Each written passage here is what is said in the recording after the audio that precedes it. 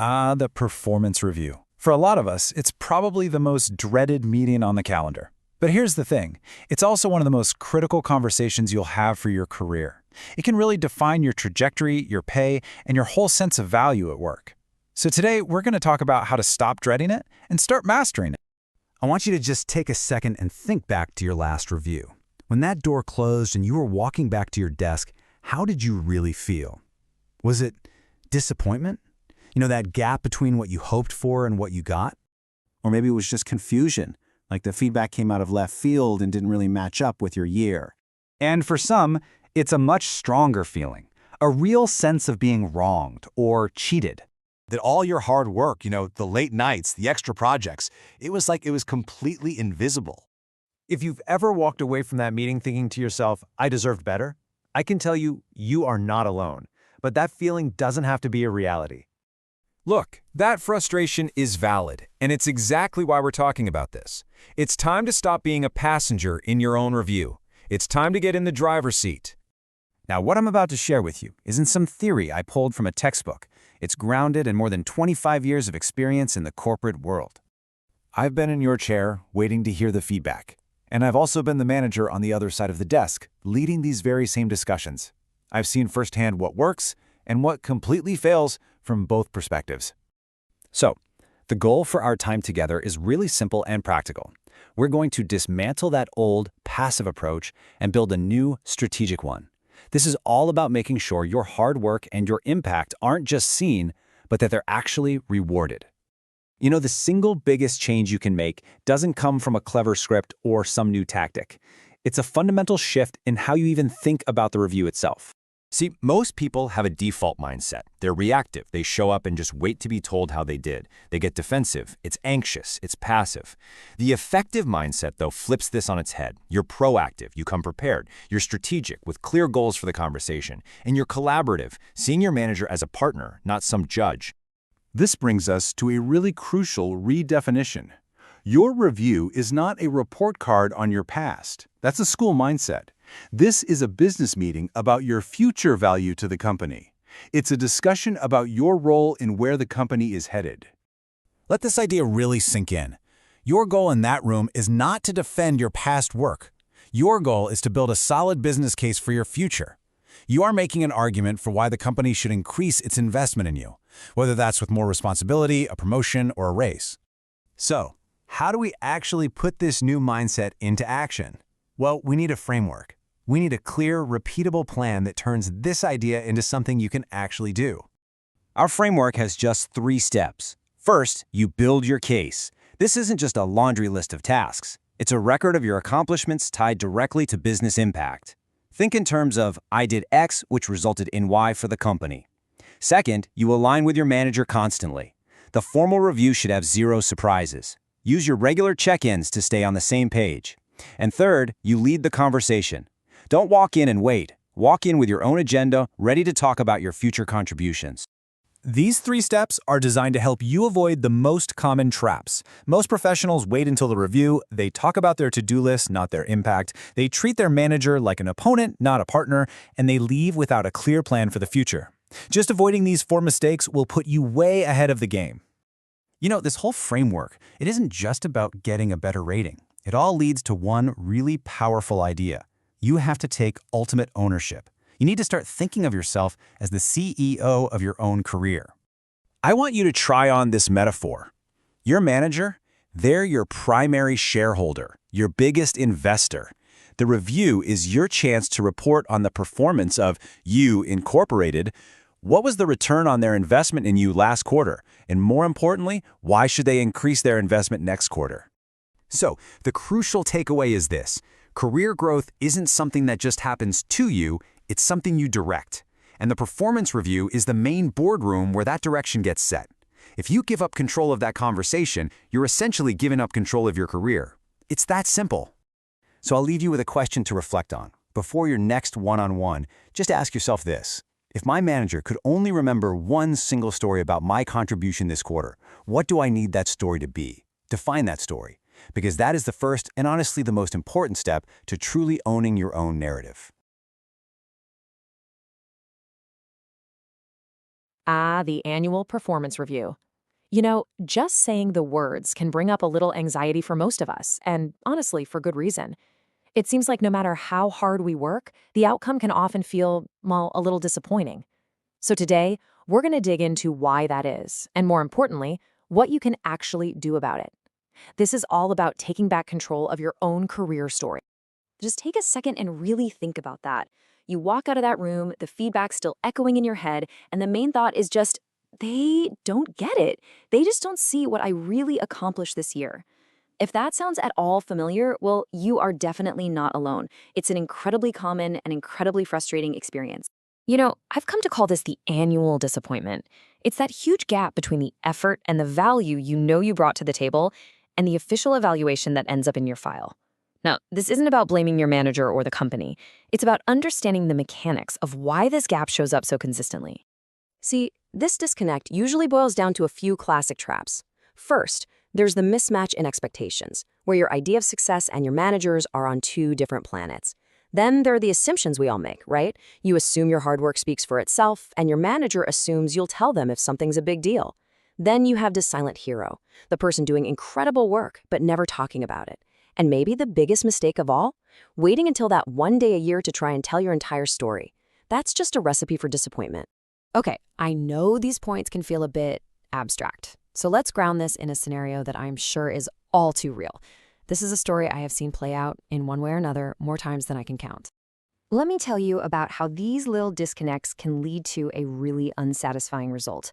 It's a story about a dedicated employee, someone I'm sure you've worked with before, maybe it's even been you.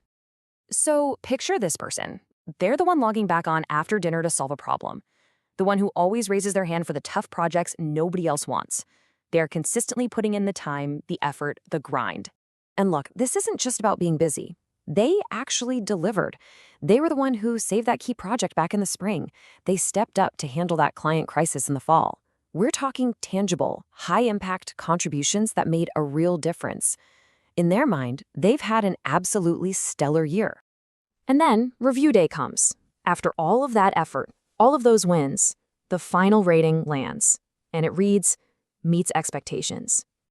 And the feeling that hits you? It's a gut punch. It's not really anger. It's just this deep, sinking frustration. This feeling of being completely invisible. And that, of course, leads you to ask that really dangerous question. Was any of that extra effort even worth it? Now, this is the exact moment where most people get stuck. It's easy to blame the manager, blame the system, just blame the unfairness of it all. But to actually move forward, we have to push past that initial emotion and find the real root cause. And that brings us to something I call the preparation paradox. It's so easy to point fingers, isn't it?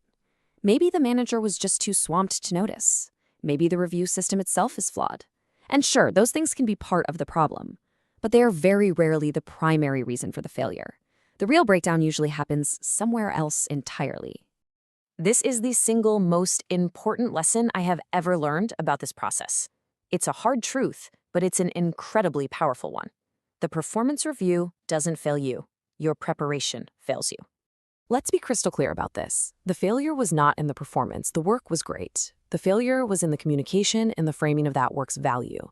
It's about connecting what you did to the goals of the business and building that story piece by piece all year long. You have to remember, your manager is not a mind reader. You have to remember, doing the work is only half the job. The other half is making sure that work is seen, that it's understood, and that it's valued correctly. And that isn't about working more hours. It's about being more strategic. So if you want a different outcome next year, you can't just work harder. You have to work smarter. You have to own your narrative. All right, let's get right into it. We're going to talk about something that's absolutely critical to your career, but it's something most people don't truly understand. And that is how your leaders, the people making decisions, actually perceive your performance. We're going to look past all the noise and get to the real architecture of how you're being evaluated. You know, a common frustration I've seen over my entire career in so many talented people is this feeling that you're putting in all the hours, you're working incredibly hard, but it feels like nobody's noticing. It's just exhausting. And almost every single time, that feeling comes from a basic disconnect between the effort you're putting in and what your leadership actually values. So the goal here is to break that cycle of frustration. We need to shift your thinking away from effort and towards impact. And to do that, we're going to break down the 5 pillars that, believe me, senior leaders are consistently and often quietly using to measure your real contribution to the team. Here they are: business impact, problem solving, ownership, communication, and visibility. Now, it is so important that you see these as a single system. Being great at 1 or 2 is fine. But if you're looking for real, lasting career growth, you have to show that you're strong across all 5. So let's dig into what each of these really means. First up, business impact. And honestly, this is the bottom line. This is the ultimate measure. It has nothing to do with how many meetings you were in or how late you worked. The question leaders are always asking, whether they say it out loud or not, is, so what? What was the result? Did your work save money? Did it bring in revenue? Did it make a process faster or better? Being able to draw a straight line from what you do every day to a real business goal, that's what separates a contributor from a leader. Next, problem solving. Look, anybody can work through a task list. That's the baseline. What leaders are always searching for are people who don't just bring them problems, they bring them solutions. When you can make that shift from saying, hey, we have a problem, to, hey, we have a problem and I've thought about it, and here are a couple of ways we could solve it, you completely change how your manager sees you. You stop being someone they have to manage, and you become someone they can depend on. And that leads us right to ownership. This one is all about your mindset. It's the huge difference between doing a task and owning an outcome. Let me give you an example. The person who says, the vendor's late, is just stating a fact. But the person who says, the vendor is running late, so I've already reached out and confirmed a workaround that will keep us on schedule, now that person is demonstrating ownership. And that second person builds a massive amount of trust. Now for communication. This might be one of the hardest lessons for really smart, hardworking people to learn. If your work is invisible, it has no value. I have seen so much brilliant work just disappear because the person doing it just assumed, well, my manager knows I'm busy. They know I'm working hard. But the reality is, if you don't communicate your progress, it simply doesn't exist when it's time for an evaluation. It's really that straightforward. And our final pillar follows directly from that: visibility. Let me be really clear here. This has nothing to do with bragging. It's not about being the loudest person in the meeting. It's about strategic communication. It is your job, your responsibility, to make sure that the people who make decisions about your career actually understand the value you are creating. And this can be simple. It could be a short weekly email highlighting your top 3 impacts. It could be speaking up at the right moment in a key meeting.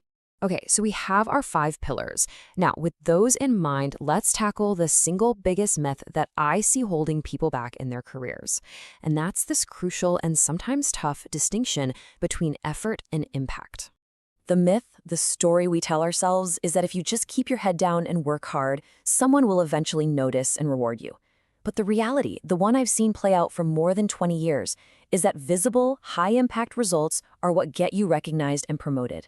Your manager is just way too busy to be a detective, piecing together your contributions. You have to make your value clear and easy to see. And to really get why this is so true, you have to understand the mental shortcuts that your manager has to take just to get through their day. So for a moment, let's pull back the curtain and see how they actually form their perception of you. Here's just the practical truth of the situation. Think about your manager's world. They're juggling their own projects, they've got pressure coming down from their own boss, and they're responsible for your entire team. It is literally impossible for them to track every single thing you do every day. They just can't. So they have to rely on something else. Because they can't track everything, what sticks in their mind are patterns. They won't remember that one time you stayed late to get a report done. What they will remember is the pattern of you being the person who consistently delivers reliable work. They won't remember one specific mistake, but they will remember a pattern of projects that always seem to need their help to get across the finish line. Your entire professional reputation is built on these patterns. And this all leads to a really crucial, maybe even sobering realization. Your manager remembers your last impression, not your entire year's worth of work. Performance reviews are always heavily biased toward what's happened recently. Now, this isn't some flaw in your manager, it's just how human psychology works. And you have to understand that this is a strategic reality that you can and you must manage. So we've walked through the framework leaders use, and we've looked at the mental model that really shapes their opinion of your work. The point of all this isn't just to give you information, it's to empower you to take control. So I'll leave you with a question to reflect on. Now that you understand this architecture, what is one thing, just one single thing you're going to do differently tomorrow to start building the career story that you actually want? Performance review season. You know, for so many professionals, just hearing those words can bring on a feeling of, well, a bit of anxiety. After spending decades in the corporate world, I've seen it time and time again. But here's what I've learned. This isn't a process you just have to get through. It's something you can, and frankly, you should take control of. So let's start with a really honest question, just between us. Does your work truly speak for itself? We're all taught that it should, right? That if you just produce excellent results, everyone will notice. But in my experience, it's a very risky assumption to make. And this leads me to one of the most common and I think most damaging career mistakes that I've seen people make over the years. I call it the silent performer's mistake. It's this quiet belief that if you just keep your head down and do great work, the recognition, the promotions, the rewards, they'll all just happen automatically. It's a lovely thought, but it's not how organizations actually operate. Look, this really gets to the heart of the gap between what we hope for and what's really happening. We hope our manager sees every single late night, every tough problem we solve. But the reality is, your manager is busy. They're juggling their own projects, and they're responsible for an entire team. They absolutely see your effort, but at the end of the day, they are measured on and therefore have to reward proven impact. So what's the answer here? It's not to simply work harder or longer hours. It's to become much more strategic in how you communicate the value you bring. It's about making a mental shift from being a passenger in your own review to being the person who actually writes the story of your performance. You have to own your narrative. So what do I mean when I say performance narrative? Let's be really clear about this. This is not just a laundry list of tasks you checked off. It is the compelling story that connects what you do every day to measurable business value. Think of it as the bridge you build between your work and the company's biggest goals. You're the one connecting the dots for your leadership. And that brings us to a really fundamental truth here. This isn't something you can just improvise an hour before walking into your review meeting. Your performance story has to be built, refined, and ready to go long before that meeting is even on the calendar. This is about professional discipline, not a last-minute scramble. Okay, so how do you actually build this story? This isn't about being a great salesperson or having a certain type of personality. It's about having a system. So let's walk through a simple, disciplined framework I've seen work for countless professionals. So this framework really stands on 4 pillars. First, keep a simple work journal. This is just for you. It's your private log of the problems you've solved and the tough challenges you've overcome. Second, you have to track your achievements with actual data. Numbers cut through the noise. They provide clarity. Third, capture the good stuff. That email from a director saying thank you, save it. That's not just a nice moment, it's evidence of your impact. And fourth, and this is probably the most important piece, you have to constantly map your work back to the bigger picture. Draw a straight line from what you did to what the team and the business needed to achieve. Now, once you've used those pillars to gather your evidence, the next step is all about how you present it. And honestly, if you take only one single lesson away from this, please let it be this one. You must learn to speak in the language of outcomes, not just activities. This is the absolute key to shifting the conversation from "I was busy" to "I was impactful." Let me give you a very clear example. Saying, "I worked on the quarterly cost-saving project," well, that's an activity.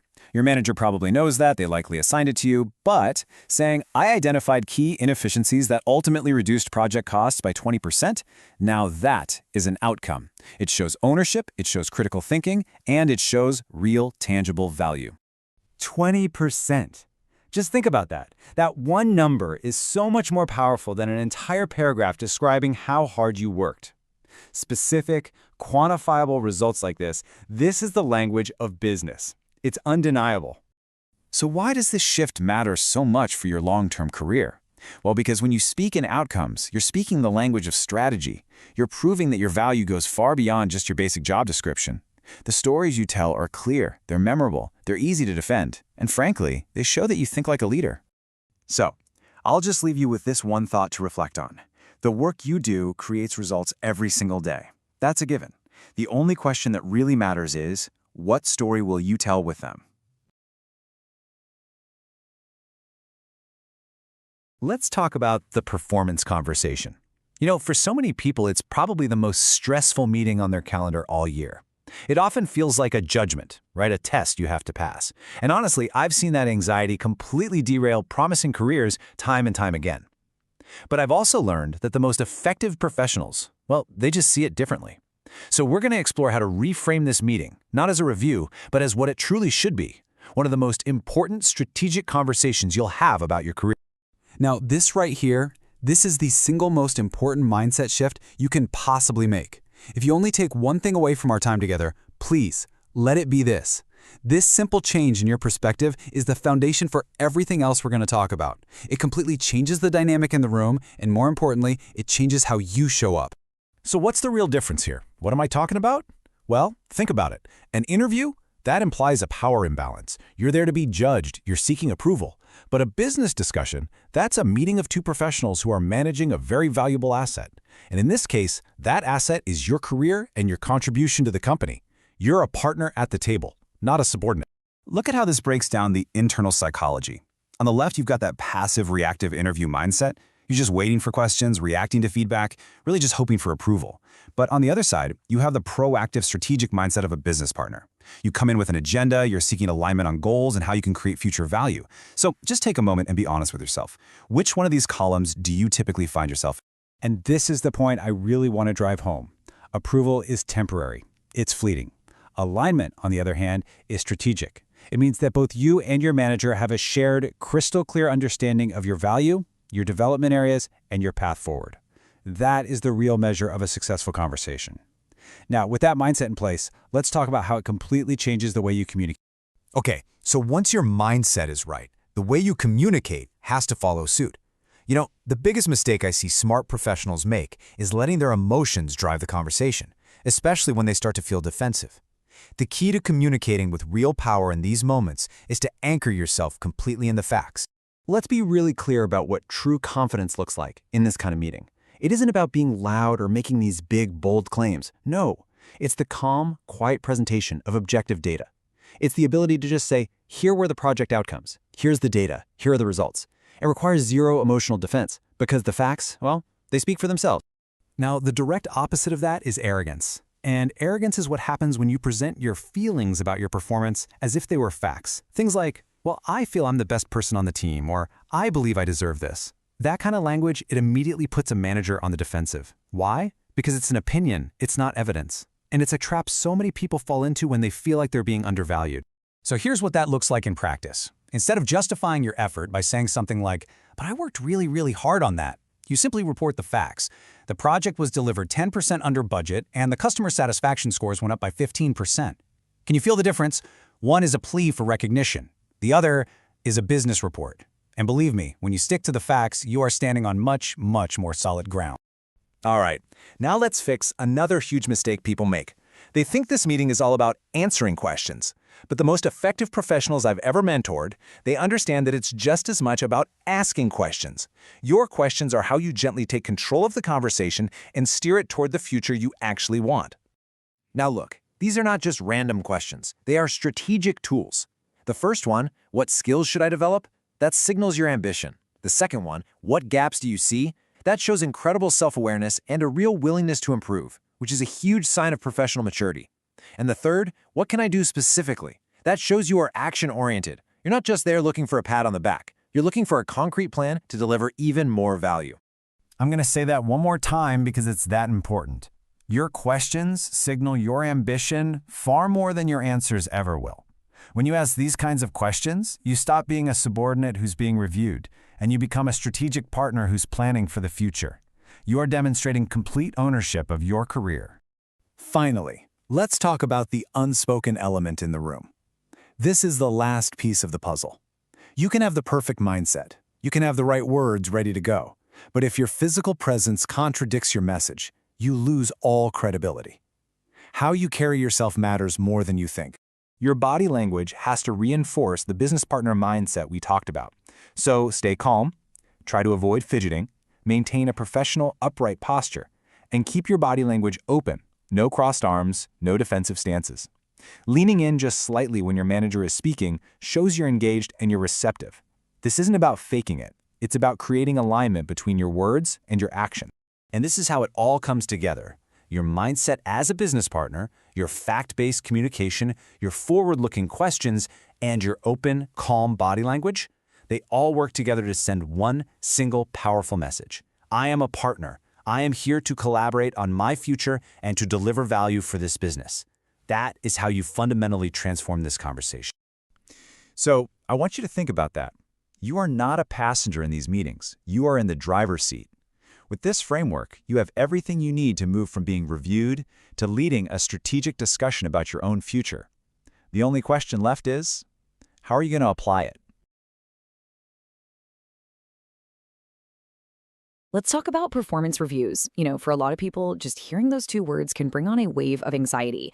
But after decades in leadership, I've seen that when you approach it strategically, the whole performance management process is actually one of the most powerful tools you have for shaping your career. Today, we're going to build a blueprint to help you take back control. So I want you to do something for me. Think back for a second. Have you ever walked out of a performance review feeling, completely blindsided? Where you thought everything was on track and then all of a sudden you're hearing about issues for the very first time? Just take a moment and remember that feeling, that gap between your reality and theirs. Look, if that feeling is familiar, I want you to know you are not alone, not by a long shot.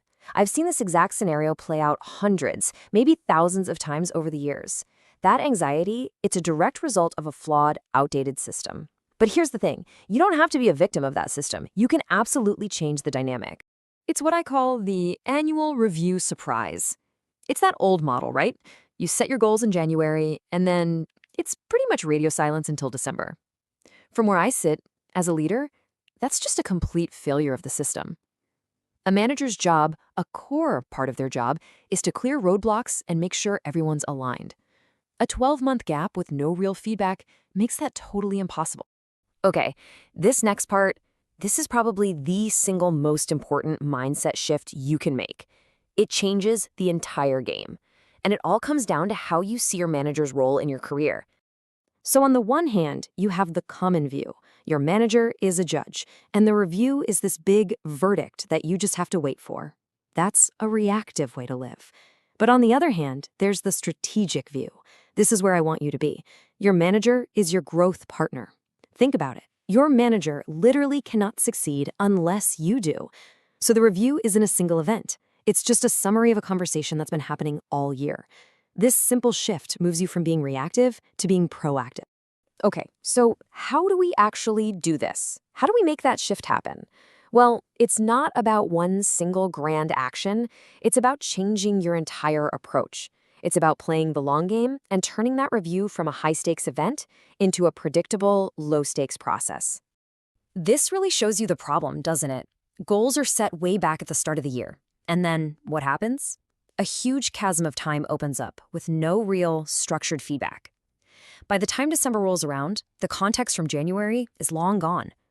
And that gap, that's where misalignment and surprises are born. So here's the fix. I call it the no surprise plan, and it's so much simpler than you might think. You put quarterly check-ins on the calendar. Now, these aren't big, formal reviews. No, these are just simple, tactical conversations. You're asking, how am I tracking against our goals? Are there any roadblocks I'm not seeing? What can I do to better support the team? When you do this, by the time you get to that end of your review, it's just a formality. It's a summary of talks you've been having all year long. Surprises become impossible. All right, so let's get practical. This is your action plan. 4 things you can start doing literally today to own this process. And this works even if your company is still stuck in that old annual model. First off, you have to track your work.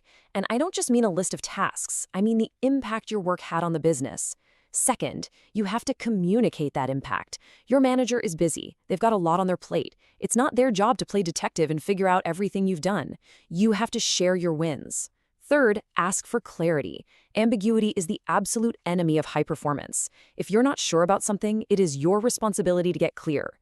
And finally, take ownership. This is the big one. Nobody will ever care about your career as much as you do. You are in the driver's seat. So if you only take one single thing away from our time together today, let it be this. Your performance review should never, ever be a surprise. The thing is, you don't need to wait for a new company policy. You don't need permission to do this. You can start today. Send a simple note to your manager and ask for a quick check-in. Open a new document and just start writing down your accomplishments from the last month. Just take that first small step to owning the process. And that's what we're all about here at The Effective Professional. We build careers with strategy, not with hope.